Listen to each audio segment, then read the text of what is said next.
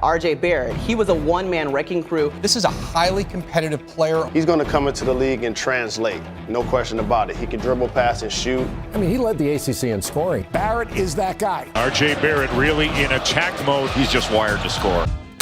RJ Barrett, Duke University. Let's talk about you. I know when you were younger, your dad tells a story about the day that you come up to him and say, Dad, I'm going to be an NBA All-Star. And he pulls out a whiteboard and says, okay, let's write down the goals that we have to accomplish to get there.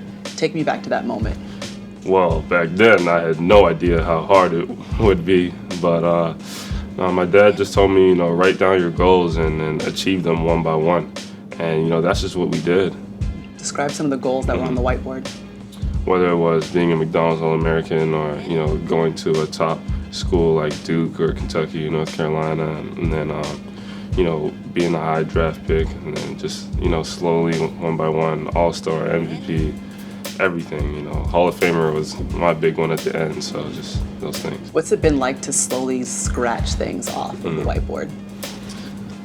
It's actually a lot of fun. I looked down at the whole column was gone already, so, it's exciting, but even though that column's gone, there's still so much more on the whiteboard that I have to achieve.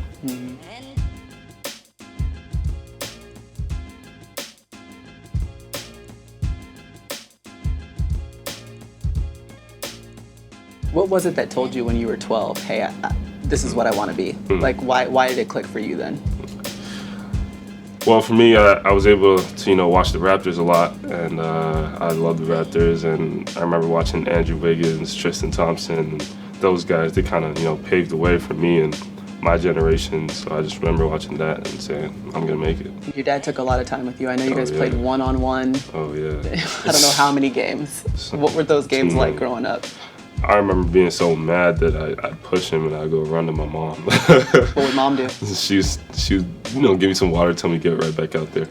But yeah, really my competitiveness really started, playing against my dad, and not just basketball, but like anything, a board game, card game, anything. So it's competitive in the house. Yeah. I want to beat him so bad. What is he telling you about this process though? Really just to remain humble and just be myself. Being myself and my hard work ethic, that's what kind of got me here. So, not to stop that. And then I know that Steve Nash, you've even been able to see him when they were playing the NBA Finals. What was that moment like for you to watch your godfather playing in the finals? It's kind of funny because I just remember I think I was 10 or 11 years old, and he was playing against Kobe. I was like, Dad, what's Uncle Steve gonna do against Kobe? But just to see the things that he went through kind of prepared me for real. I was able to watch what he was doing and say, I want to be in that position one day. So What did he tell you about being in that position? There's gonna be rough days, tough times. You don't want to do it, but just to remember that you wanted this life, you chose this life, and there's so many more benefits. So to just stay humble and just work harder than anybody else. Your dad said that Steve Nash bought you your first crib. I mean, when you hear something like that, what's your reaction? Just, he cares, and it's not like it's just now because I'm starting to, get into the NBA and stuff. It's since before I even knew who he was. So he's always been there in my life, and I appreciate that. What do you think about your game translates well to the NBA? I think my decision-making and my competitiveness really translate well, because when you can pass and really do everything on the court, then I feel like you always have a place there. What was the nickname they came up with you before you at Duke? What was it? They called me the Maple Mamba. I like that a lot. The Canadian Maple Leaf, so I get to rep my home, and also Kobe's mentality, that Mamba mentality, and my competitive nature. So both together, you get the Maple Mamba. The Maple Mamba. It seems like you really do have a switch that turns on when a game starts. What mode do you go into? It's actually funny. If you see me in the game, sometimes I go like this. It's like, flip the switch, like, let's go. You gotta, bring it out there. So I don't know what it is. What's a moment where you flip the switch during college that stands out to you? Definitely the first, when we played Virginia at home, and the Kentucky game. just in, I was just in the different mode. At that point, I'm not thinking about anything else, but the game and winning. I remember the Syracuse game too. I feel like you were. Yeah, that one, the Syracuse game too that was a different experience. What did you learn from being in the middle of the eye of a storm constantly in college that maybe could help you at the next level? It was a lot of fun. I mean, as much as people think, we had a lot of pressure and stuff, we loved it just to be on national television, almost every game. That's what you live for. That's what you want as a player. So, I mean, I felt like it prepared me pretty well. And obviously the brotherhood that everyone talks about between you and Zion. You're in the middle of it. Describe it for me. It's great, he's just my friend, to me we're just boys, but then, to everybody else it's, they see us as these, great basketball players. So for us off the court, like, for the most part, we don't talk about any of that stuff. We just, just cool together, I guess. What are y'all doing off the court?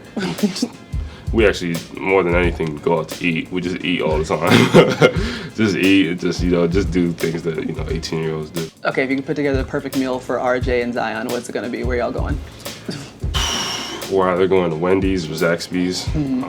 Probably Wendy's, and we're gonna get a couple Baconators. So, yeah. Burgers or chicken? Basically. Watching growing up. I looked up to LeBron James a lot growing up. LeBron and Kobe were always, the people I watched growing up. Now I watch a lot of James Harden. He's slowly becoming my favorite player. Why?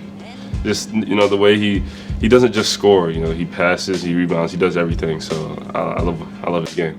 Have you met LeBron? I have met LeBron. What's the message that he had for you? Man, he just told me, just to keep playing, that he's going to see me in the league one day. So when he said that to me, I kind of gained more confidence in myself. Well, do you think that moment will be like when you do see him in the league, whether you're on his team or playing against him? Man, that'll be so much fun. I hope I'm playing against him for sure. Just to be able to go out there and compete with the best is surreal. What's the biggest misconception about RJ Barrett's game?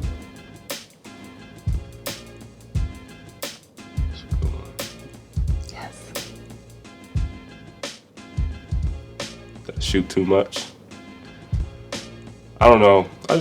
I think it's funny because, I feel like I try to make the right play. I got a lot of assists, so it's not like, I'm just scoring and not doing anything else. But I feel like I'm a well-rounded player. At the next level, what are the things that you want to continue to improve on and be better at when you get there?